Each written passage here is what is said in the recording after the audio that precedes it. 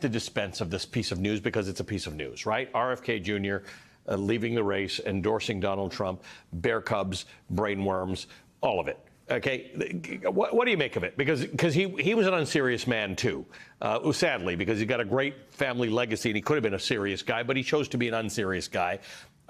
He was never going to be president. He still carried on about how the fact that he might actually still be president of the United States. It's a lot of BS. But what do you make of this whole development?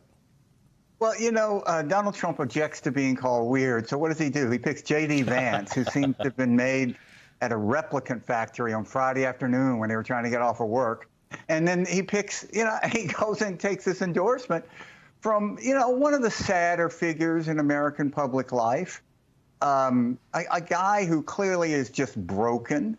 But, the first time, think about it, you have two candidates that are supporting Putin, two candidates who would like to end the war in Ukraine so that Russia could take Ukraine. And you have two candidates who are against any mandatory vaccines in schools.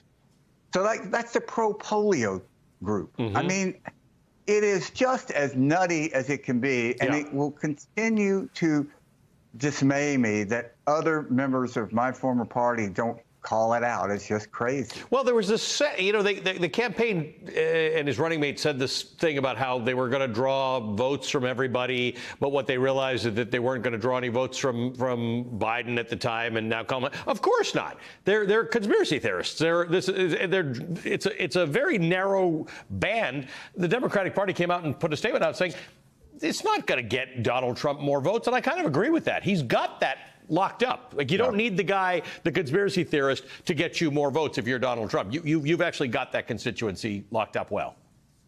Yeah, and the dirty little secrets of endorsements is that they rarely, if ever, matter. Nobody really cares. And I say that as someone who spent, a good part of my life trying to get people to endorse a candidate I was working for, but it never really matters. It doesn't change a race, and this won't change the race.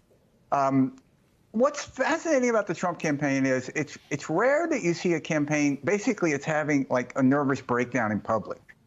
It has no idea what to do, and it's flailing around. And I don't know how they get out of this, because they don't really have a compelling message that Donald Trump could articulate. I don't think this race is going to be on a left-right axis. No. I think it's fine to talk about the economy. I think the Harris campaign is doing all the right stuff. But at the end of the day, like 2022, this isn't going to be about inflation or gas prices. This is going to be about Donald Trump. Yeah. That's exactly right. Here's a question. I kind of agree with you about endorsements. I'm always fascinated. A newspaper that's always endorsed a Democrat comes out and endorses the Democrat. A newspaper that's always endorsed a Republican. And once in a while that breaks. But I agree with you. I'm not going to make my decision based on a newspaper. Do the Republicans who come out and speak and endorse Kamala Harris, does it create a permission structure amongst rank-and-file Republicans to say, I'm a Republican, I'm not a Democrat, I don't share a ton of views with Democrats, but there's a permission structure now for me to say, I'm voting for Harris now because of some dangers of Donald Trump. Does that do anything, do you think, or you still think it doesn't mean much? I think having someone up there saying it out loud is important. And look, I can't tell you how much I admire Jeff Duncan and Adam Kinzinger. These are people that had a lot to lose in politics, rising stars in the party, and they chose to do what the rest of the party should have done, but very few did, which is actually stick by what they said that they believed in. It's tremendously courageous to do this, and so rare in politics. So, yeah, I think it helps. I mean, look, at the Lincoln Project, we focus on these voters. Yeah. The soft Republican voters, the soft Dems. These were the last to join Trump in 2016, and usually the last to join are the first to leave in politics. I think that gap has widened a good bit since Dobbs.